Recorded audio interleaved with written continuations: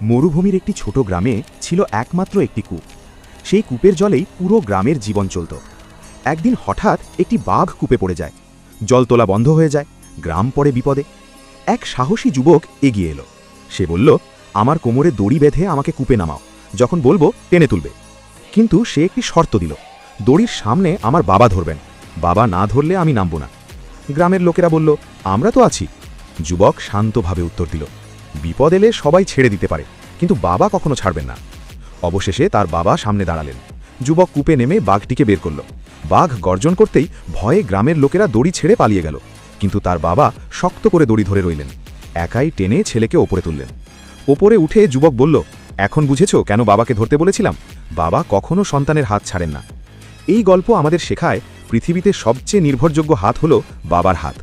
ঝড় আসুক, বিপদ আসুক, বাবা শেষ নিঃশ্বাস পর্যন্ত সন্তানের পাশে থাকেন।